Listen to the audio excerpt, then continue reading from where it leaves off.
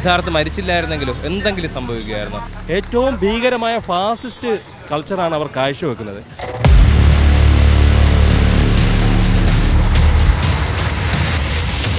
കത്തിക്കുത്ത് നടന്ന് വിദ്യാർത്ഥികൾ തെരുവിലിറങ്ങിയപ്പോഴാണ് SFI നടപടിയെടുത്തത്. അതിനു മുമ്പ് അവിടെ മറ്റൊരു വിദ്യാർത്ഥി ആത്മഹത്യയ്ക്ക് ശ്രമിച്ചു. ക്രിമിനൽ ഗുണ്ടായിസം അല്ല ക്യാമ്പസുകളിൽ ഉണ്ടാവേണ്ടത്. വിദ്യാർത്ഥികളുടെ അവകാശങ്ങൾക്ക് വേണ്ടി സംസാരിക്കുക എന്നുള്ളതാണ് ചെയ്യേണ്ടത്. നമ്മുടെ ക്യാമ്പസുകളിൽ ഇന്ന് ഇടതുപക്ഷ രാഷ്ട്രീയം എന്ന് പറഞ്ഞുകൊണ്ട് നടന്നുകൊണ്ടിരിക്കുന്നത് അങ്ങേയറ്റത്തെ അരാഷ്ട്രീയവൽക്കരണവും ക്രിമിനൽ വൽക്കരണവുമാണ്. SFIയുടെയൊക്കെ നേതൃത്വത്തിൽ ക്യാമ്പസുകളൊക്കെ നടന്നുകൊണ്ടിരിക്കുന്നത് വിദ്യാർത്ഥി രാഷ്ട്രീയത്തിൻ്റെ പേരിൽ അക്രമ രാഷ്ട്രീയമാണ് നടക്കുന്നത്.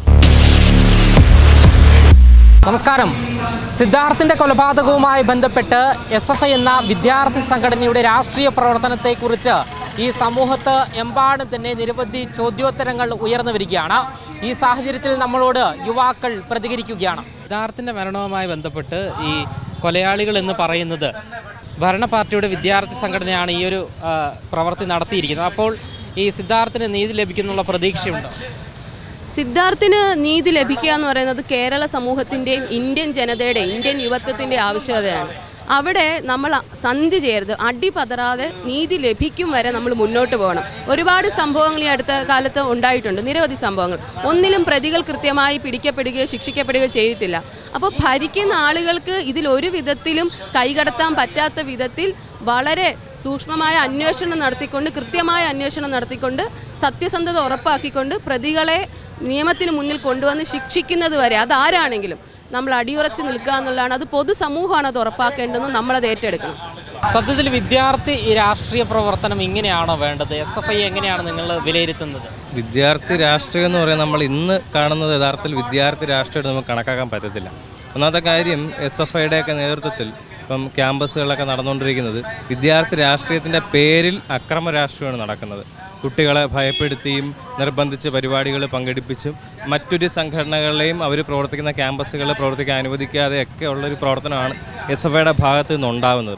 ഇപ്പോൾ മറ്റൊരു സംഘടനയ്ക്ക് ആ ക്യാമ്പസിൽ പ്രവർത്തിക്കാൻ കഴിയുന്നില്ല എന്ന് പറയുന്നത് തന്നെ അവിടെ ജനാധിപത്യത്തിൻ്റെ ഏറ്റവും അടിസ്ഥാനപരമായ ലംഘനമാണ്. എന്ന് വെച്ചാൽ മറ്റൊരാൾക്ക് ഒരു ശബ്ദം ഉയർത്താൻ പോലും ഒരു ക്യാമ്പസിൽ പറ്റുന്നില്ല എന്ന് പറഞ്ഞാൽ അവിടെ അവരുടെ കൊടിയിൽ എഴുതി വെച്ചിരിക്കുന്ന ആ കാര്യം തന്നെ നഷ്ടപ്പെടുകയാണ്. അപ്പം ഇങ്ങനെ എല്ലാ ക്യാമ്പസുകളിലും SFI പ്രവർത്തിക്കുന്ന എല്ലാ ക്യാമ്പസുകളിലും ഈ രീതിയിലാണ് അവരുടെ പ്രവർത്തനം പോകുന്നത്. അപ്പം ഈ സംഭവം നടക്കുമ്പോൾ പോലും അതിനകത്ത് SFIയുടെ ഭാഗത്ത് നിന്നുണ്ടായ ഇടപെടൽ എന്താണെന്ന് നമുക്ക് നന്നായിട്ടറിയാം. അപ്പോൾ അതിൻ്റെ തന്നെ ഇപ്പോൾ സ്വരാജൊക്കെ പറഞ്ഞത് ന്യായീകരിച്ചൊരു കാര്യം എന്ന് പറയുന്നത്, ബാക്കി ഒരു വിദ്യാർത്ഥിയുടെയും ബയോഡാറ്റ തപ്പി ആരും പോകുന്നില്ലല്ലോ, എന്തിന് SFIക്കാരെ മാത്രം നിങ്ങൾ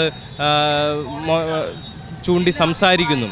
യഥാർത്ഥത്തിൽ SFIയുടെ സംഘടന മാത്രം പ്രവർത്തിക്കുന്ന അല്ലെങ്കിൽ SFI ആധിപത്യമുള്ളൊരു ക്യാമ്പസാണ്. അതുപോലെ തന്നെ ഇതിൻ്റെ പ്രതികളായിരിക്കുന്ന SFIയുടെ യൂണിറ്റ് സെക്രട്ടറി, പ്രസിഡൻറ്റ്, ചെയർമാൻ, ഈ പറയുന്ന 3 ആളുകളും ഈ റാഗിങ്ങിലും സിദ്ധാർത്ഥനെ കൊലപ്പെടുത്തിയതിലും പങ്കുള്ള ആളുകളാണ്. മറ്റു കുട്ടികൾക്ക് രാഷ്ട്രീയം ഉണ്ടായിരിക്കാം, പക്ഷേ ആ ക്യാമ്പസിൽ അവർ ആ രാഷ്ട്രീയം വെച്ചല്ല പറയുന്നത്. ആ ക്യാമ്പസിൽ SFIയുടെ രാഷ്ട്രീയമാണുള്ളത്. ഇപ്പം SFIയെ നമുക്ക് ചൂണ്ടിയേ പറ്റത്തുള്ളൂ. ഇപ്പം ഇത് ഇങ്ങനെ ഒരു സംഭവം നടക്കുമ്പോൾ പോലും ബാക്കി എല്ലാ ക്യാമ്പസും ഇതൊരു ഒറ്റപ്പെട്ട സംഭവമായിട്ട് ആളുകൾ വരുത്തി തരാൻ ശ്രമിക്കുന്നുണ്ട്. പക്ഷേ ഇതെല്ലാ ക്യാമ്പസുകളിലും ഇത് തന്നെയാണ് നമ്മൾ പരിശോധിച്ച് കഴിഞ്ഞാൽ മനസ്സിലാവുന്നത്. ഒരു കാര്യം എന്ന് പറയുന്നത്, നമ്മൾ ഇപ്പോൾ ക്യാമ്പസുകളിൽ ഇങ്ങനൊരു സംഭവം ഉണ്ടായതുകൊണ്ട് മാത്രമാണ് SFIയുടെ യൂണിറ്റിനെ ഇവർ അല്ലെങ്കിൽ സെക്രട്ടറിയും പ്രസിഡൻറ്റിനെ ഇവർ മാറ്റി എന്ന് പറയുന്നത്. സിദ്ധാർത്ഥ് മരിച്ചില്ലായിരുന്നെങ്കിലും എന്തെങ്കിലും സംഭവിക്കുകയായിരുന്നു. SFIയുടെ അവിടുത്തെ യൂണിറ്റിനും അവിടുത്തെ ഭാരവാഹികൾക്കും ഒരു കേടുപാടും ഇവർ സംഭവിച്ചാൽ അങ്ങനെ ഒരു നടപടി ഉണ്ടാകത്തില്ല. ഇങ്ങനൊരു ഇഷ്യൂ ഉണ്ടായതുകൊണ്ട് മാത്രം ഇങ്ങനെ നോക്കുമ്പം യൂണിവേഴ്സിറ്റി കോളേജിൻ്റെ കാര്യം എടുത്ത് നോക്കുമ്പോൾ ഞാൻ യൂണിവേഴ്സിറ്റി കോളേജ് പഠിച്ച ഒരാളാണ്, ഡിഗ്രി പഠിച്ച ഒരാളാണ്. അപ്പോൾ അവിടെ SFI എന്താണെന്ന് എനിക്ക് നന്നായിട്ടറിയാം. ഞാനവിടെ ADSയുടെ പ്രവർത്തനമായിട്ട് പോയപ്പോൾ അവിടെ നിങ്ങൾ ADSയുടെ പ്രവർത്തനം നടത്തണ്ട, SFIയുടെ മെമ്പർഷിപ്പ് നിർബന്ധിച്ച് എന്നെ എടുപ്പിച്ചിട്ടുണ്ട്. അങ്ങനെ പല അനുഭവങ്ങൾ നേരിട്ട് തന്നെ ഉണ്ടായിട്ടുണ്ട്. ഇതാണ് SFIയുടെ രാഷ്ട്രീയം. പറയുന്നതൊന്നും പ്രവർത്തിക്കുന്നില്ല. പറയുന്നുണ്ട്, അവർ വലിയ ആശയങ്ങൾ പറയുന്നുണ്ട് ആളുകളുടെ കണ്ണിപ്പൊടിയാനായിട്ട്, വലിയ വലിയ ആശയങ്ങൾ, പക്ഷെ അതൊന്നും പ്രാവർത്തികമാക്കുന്നില്ല എന്നുള്ളതാണ് പ്രശ്നം. ഇത്തരത്തിലുള്ള പ്രസ്ഥാനങ്ങൾ സത്യത്തിൽ സമൂഹത്തിന് അല്ലെങ്കിൽ വിദ്യാർത്ഥികൾക്കിടയിൽ ആവശ്യമാണോ? അങ്ങനെ ചോദ്യം നിലനിൽക്കുന്നില്ലേ? അത് വിദ്യാർത്ഥി സംഘടനകൾ ആവശ്യമാണ്. കാര്യം ഇപ്പം ദേശീയ വിദ്യാഭ്യാസ നയം പോലൊരു നയം നടപ്പിലാക്കുകയാണ്. അതേപോലെ ഒരുപാട് ഇപ്പോൾ കൺസെഷൻ എടുത്തു കളയുന്നു. കുട്ടികളുടെ അവകാശമാണ് ബസ് കൺസെഷൻ എന്ന് പറയുന്നത്. അപ്പോൾ ഇങ്ങനെ ഓരോ വിദ്യാർത്ഥികളുടെ അവകാശങ്ങൾ എടുത്തു കളയുമ്പം അതിനെ ചോദ്യം ചെയ്യേണ്ടത് വിദ്യാർത്ഥി സംഘടനകളാണ്, വിദ്യാർത്ഥികളുടെ കൂട്ടായ്മകളാണ്. ആ പ്രവൃത്തി നടത്താത്തതുകൊണ്ടാണ് ഇങ്ങനെ ആളുകൾക്ക് വിദ്യാർത്ഥി സംഘടനകളെ തന്നെ, വിദ്യാർത്ഥി രാഷ്ട്രീയത്തെ തന്നെ തള്ളിപ്പറയേണ്ട ഒരു സാഹചര്യം വരുന്നത്. അപ്പം വിദ്യാർത്ഥി സംഘടനാ പ്രവർത്തനം വേണം. അത് ഈ രീതിയിലുള്ള അക്രമ പ്രവർത്തനമല്ല, ക്രിമിനൽ ഗുണ്ടായിസമല്ല ക്യാമ്പസുകളിൽ ഉണ്ടാവേണ്ടത്. വിദ്യാർത്ഥികളുടെ അവകാശങ്ങൾക്ക് വേണ്ടി സംസാരിക്കുക എന്നുള്ളതാണ് ചെയ്യേണ്ടത്. ക്യാമ്പസുകളിലെ രാഷ്ട്രീയ പ്രവർത്തനങ്ങൾ ഇങ്ങനെയാണോ വേണ്ടത്? നമ്മുടെ ക്യാമ്പസുകളിൽ ഇന്ന് ഇടതുപക്ഷ രാഷ്ട്രീയം എന്ന് പറഞ്ഞുകൊണ്ട് നടന്നുകൊണ്ടിരിക്കുന്നത് അങ്ങേയറ്റത്തെ അരാഷ്ട്രീയവൽക്കരണവും ക്രിമിനൽ വൽക്കരണവുമാണ്. ക്യാമ്പസിലെ വിദ്യാർത്ഥി രാഷ്ട്രീയം എന്ന് പറഞ്ഞു കഴിഞ്ഞാൽ അത് പരസ്പരം കയ്യൂക്കിൻ്റെ ഇത് കാണിക്കുന്നതും തെരഞ്ഞെടുപ്പിന് വേണ്ടിയിട്ട് എന്ത് വൃത്തികെട്ട അധമമായിട്ടുള്ള കാര്യങ്ങൾ ക്യാമ്പസ് ഇലക്ഷനിൽ ആളാകുക, കുറച്ച് സീറ്റ് പിടിക്കുക, ആ വിധത്തിലേക്ക് ക്യാമ്പസ് രാഷ്ട്രീയം അധപ്പതിച്ചിരിക്കുകയാണ്. ഇതല്ല വിദ്യാർത്ഥി രാഷ്ട്രീയം. വിദ്യാർത്ഥി രാഷ്ട്രീയം എന്ന് പറയുന്നത് അതിന് മഹത്തായൊരു ചരിത്രമുണ്ട്. നേതാജി സുഭാഷ് ചന്ദ്രബോസും ഭഗത് സിംഗും ചന്ദ്രശേഖർ ആസാദും അടക്കമുള്ള കേരളത്തിലെ ഉൾപ്പെടെ എത്രയോ നവോത്ഥാന നായകന്മാരും സ്വാതന്ത്ര്യ സമര സേനാനികളും കാണിച്ചു തന്നിട്ടുള്ള ഒരു വിദ്യാർത്ഥി രാഷ്ട്രീയത്തിൻ്റെ പാരമ്പര്യം നമുക്കുണ്ട്, ചരിത്രമുണ്ട്. ആ ചരിത്രം നമ്മൾ ഉയർത്തിപ്പിടിക്കണം. അതിൻ്റെ ഏറ്റവും കാതലായ കാര്യമെന്ന് പറയുന്നത് ജനാധിപത്യ, ധാർമ്മിക, സാംസ്കാരിക, നൈതിക മൂല്യങ്ങൾ ഉയർത്തിപ്പിടിക്കുക എന്നുള്ളതാണ്. അതായിരിക്കണം വിദ്യാർത്ഥി രാഷ്ട്രീയത്തിൻ്റെ കാതലെന്ന് പറയുന്നത്. അവിടെ ജനാധിപത്യപരമായ ആശയങ്ങൾ കൈമാറ്റം ചെയ്യാനുള്ള അവസരങ്ങൾ ഉണ്ടായിരിക്കണം, സംവാദങ്ങൾ ഉണ്ടാവണം, സൗഹൃദത്തിൻ്റെ ഊഷ്മളമായ കൊടുക്കൽ വാങ്ങൽ ഉണ്ടാവണം, സർഗാത്മകത ഉണ്ടാവണം. SFI കേരളത്തിൽ ഇപ്പോൾ പിന്തുടർന്നു പോരുന്ന ഒരു ഏകാധിപത്യ ശൈലിയുണ്ട് ക്യാമ്പസുകളിൽ.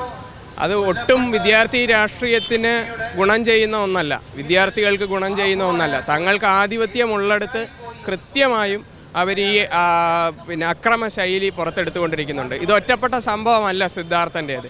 സിദ്ധാർത്ഥൻ യഥാർത്ഥത്തിൽ കൊല ചെയ്യപ്പെട്ടത് ഈ അക്രമ ശൈലിയുടെ. എന്തുകൊണ്ടാണ് 150ഓളം വിദ്യാർത്ഥികൾ ഇത് കണ്ടു നിന്നിട്ടും അവരൊരക്ഷരം മിണ്ടാതെ അത് തടയാതിരുന്നത് എന്തുകൊണ്ടാണ്? ആ വിദ്യാർത്ഥികളുടെ ഉള്ളിൽ ഭയമാണുള്ളത്. ഈ ഭയം എവിടുന്ന് വരുന്നു? അതല്ലെങ്കിൽ ഈ പ്രതികൾ ഇത്രയും ക്രൂരമായി മർദ്ദിച്ച് ഇത്തരത്തിലൊരു കൊലപാതകം നടത്താനുള്ള കോൺഫിഡൻസ് എവിടുന്ന് ഈ പ്രതികൾക്ക് വരുന്നു? അത് ഈ സംഘടന തുടർന്നു പോരുന്ന ഏകാധിപത്യ ശൈലി അല്ലെങ്കിൽ സംഘടനയുടെ ഭരണത്തിൻ്റെ തണലുള്ളത് കൊണ്ടാണ് ഇത് ഉണ്ടാവുന്നത്. ഇപ്പോൾ തിരുവനന്തപുരത്ത് യൂണിവേഴ്സിറ്റി കോളേജിൽ എത്രയോ സീരിയസ് സംഭവങ്ങളുണ്ടായി. ഏറ്റവും ഒടുവിൽ SFIക്കാരായിട്ടുള്ള ഒരാളിനെ കത്തിക്കുത്ത് നടന്ന് വിദ്യാർത്ഥികൾ തെരുവിലിറങ്ങിയപ്പോഴാണ് SFI നടപടിയെടുത്തത്. അതിനു മുമ്പ് അവിടെ മറ്റൊരു വിദ്യാർത്ഥി ആത്മഹത്യയ്ക്ക് ശ്രമിച്ചു. നിഖില സജിത്ത് എന്ന് പറയുന്നൊരു വിദ്യാർത്ഥി SFIയുടെ പീഡനങ്ങളെ തുടർന്ന്. പക്ഷെ അപ്പോൾ പോലും ഒരു നടപടി ഉണ്ടായിട്ടില്ല. കേരളത്തിലെ വിവിധ ക്യാമ്പസുകളിൽ നമ്മൾ കണ്ടുകൊണ്ടിരിക്കുന്നത് ഈ ശൈലിയാണ്. ഇത് യഥാർത്ഥത്തിൽ നമ്മുടെ നാട്ടിൽ ഈ ഫാസിസത്തിന് അനുകൂലമായിട്ടുള്ള ഒരു മണ്ണാണ് ഇത് സൃഷ്ടിക്കുന്നത്. ഈ വിദ്യാർത്ഥി രാഷ്ട്രീയത്തിനിടയിൽ ഇത്തരത്തിലുള്ള കൊലപാതകങ്ങളും അക്രമങ്ങളും വർദ്ധിച്ചുകൊണ്ടിരിക്കുകയാണ്. SFIയുടെ ഭാഗത്തു നിന്നും ഇത്തരത്തിലൊരു പ്രവർത്തനം ഉണ്ടായിരിക്കുകയാണ്. അപ്പോൾ ഈ സിദ്ധാർത്ഥിന് നീതി ലഭിക്കുമോ? കാരണം ഈ SFI എന്ന് പറയുന്നത് ഭരണ പാർട്ടിയുടെ വിദ്യാർത്ഥി സംഘടനയാണ്. സത്യത്തിൽ SFIയും DYFI ഉൾപ്പെടെയുള്ള സംഘടനകൾ ഉത്തരേന്ത്യയിൽ ഉണ്ടാകുന്ന അതിദാരുണമായ സംഭവങ്ങൾക്കെതിരെ ഇവിടെ ബീഫ് ഫെസ്റ്റ് പോലെയുള്ള സംഭവങ്ങൾ നടത്തിക്കൊണ്ട് വലിയ തരത്തിലുള്ള പ്രവർത്തനങ്ങൾ അവർ ഇവിടെ കേരളമെമ്പാടും നടത്തിയായിരുന്നു. അതൊരു ഫാസിസ്റ്റ് വിപത്തിനെതിരെ അവരുടെ സമരമായിട്ടാണ് അവരത് പ്രഖ്യാപിച്ചത്. പക്ഷേ അതേ SFI തന്നെ ഈ ഇവിടുത്തെ ക്യാമ്പസുകളിൽ അതേ കൾച്ചർ തന്നെ പകരുന്ന ഒരു സാഹചര്യമാണ് ഉണ്ടായിരിക്കുന്നത്. അവരുടെ നേതൃസ്ഥാനത്ത് നിന്ന് പ്രവർത്തിക്കുന്ന അവരുടെ മാതൃസംഘടന തന്നെ ആ തരത്തിലുള്ള കൾച്ചറാണ് അവർക്ക് പകർന്നു കൊടുക്കുന്നത്. സത്യത്തിൽ ഇവർ പറയുന്ന സോഷ്യലിസവും ജനാധിപത്യവും ഒക്കെ അത് അവരുടെ സംസ്കാരത്തിൽ ഉണ്ടായിരുന്നെങ്കിൽ അവർ ഏറ്റവും കൂടുതൽ ശക്തമായിരിക്കുന്ന സ്ഥലത്താണ് അത് ഏറ്റവും കൂടുതൽ പ്രകടമാകേണ്ടുന്നത്. പക്ഷേ അവർ ഏറ്റവും കൂടുതൽ ശക്തമായിരിക്കുന്ന സ്ഥലത്ത് അവർ മാത്രം സർവാധിപത്യം നടത്തുന്ന സ്ഥലത്ത് നേരെ ഓപ്പോസിറ്റ് ആയിട്ടുള്ള ഫാസിസ്റ്റ് മനോഘടനയാണ് അവിടെ കാണിച്ചു കൂട്ടുന്നത്. അപ്പോൾ അതാണ് ഒരു സംഘടന അതിൻ്റെ ഏറ്റവും ശക്തമായ സ്ഥലത്ത് എന്ത് കൾച്ചറാണോ പ്രകടിപ്പിക്കുന്നത് അതാണ് ആ സംഘടനയുടെ കൾച്ചർ എന്ന് പറയുന്നത്. അപ്പോൾ നമുക്ക് പരിശോധിച്ച് നോക്കുമ്പോൾ മനസ്സിലാകും SFI ശക്തമായിരിക്കുന്ന സ്ഥലങ്ങളിലെല്ലാം ഈ തരത്തിൽ ഈ തിരുവനന്തപുരത്തെ യൂണിവേഴ്സിറ്റി കോളേജ് ഉൾപ്പെടെയുള്ള സ്ഥലങ്ങളിൽ അവർ ഏറ്റവും ശക്തമായ സ്ഥലങ്ങളാണ്. ആ ശക്തമായ സ്ഥലങ്ങളിൽ ഏറ്റവും ഭീകരമായ ഫാസിസ്റ്റ് കൾച്ചറാണ് അവർ കാഴ്ചവെക്കുന്നത്. അപ്പോൾ അതുകൊണ്ട് തന്നെ വിദ്യാർത്ഥികൾക്ക് ഇന്ത്യ എമ്പാടും നടക്കുന്ന ഇത്രയും ഭീകരമായ ഫാസിസത്തിനെതിരെ വിദ്യാർത്ഥികളെ സംഘടിപ്പിക്കുകയും അവരെ അതിനെതിരെ പോരാട്ടം നയിക്കുകയും ചെയ്യേണ്ടുന്നതിന് പകരം അവരെ ആ ഫാസിസ്റ്റ് കൾച്ചറിലേക്ക് കൊണ്ടുവരികയാണ് ഈ SFI ഉൾപ്പെടെയുള്ള സംഘടനകൾ ചെയ്യുന്നത്. അതുമാത്രമല്ല ഈ കൾച്ചർ പകർന്നു കൊടുക്കുന്നത് മൂലം ഇപ്പോൾ ഈ കോളേജിൽ 130ഓളം വിദ്യാർത്ഥികൾ നോക്കി നിൽക്കുകയാണ് ചെയ്തത്. സത്യത്തിൽ ഈ ഫാസിസം എന്ന് പറയുന്നത് ഈ വിദ്യാർത്ഥികൾ പ്രതികരിക്കാതിരിക്കുന്നത് കൊണ്ടാണ് അതുണ്ടാകുന്നത്. ഈ ചെയ്യുന്ന ആളുകളല്ല സത്യത്തിൽ ഫാസിസത്തിൻ്റെ വക്താക്കൾ.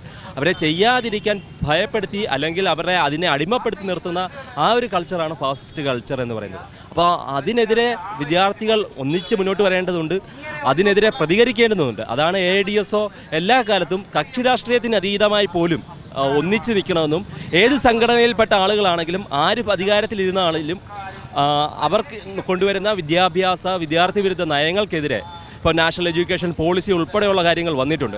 അപ്പോൾ അത് വളരെ വിദ്യാർത്ഥി വിരുദ്ധമായ വിദ്യാഭ്യാസത്തെ കച്ചവടം ചെയ്യുന്നൊരു വിദ്യാഭ്യാസ നയമാണ്. അതിനെതിരെ ഒറ്റക്കെട്ടായ മൂവ്മെൻറ്റ് വളർത്തിയെടുക്കേണ്ടുന്ന സംഘടന തന്നെ ഈ തരത്തിലുള്ളൊരു പ്രശ്നങ്ങളിലേക്ക് പോകുമ്പോൾ നമുക്ക് വളരെ നിരാശ ഉണ്ടാക്കുന്ന ഒരു കാര്യമാണ്. അതിനെതിരെ ഒറ്റക്കെട്ടായി നിൽക്കണമെന്ന് മാത്രമാണ് ഈ ഘട്ടത്തിൽ പറയാനുള്ളത്.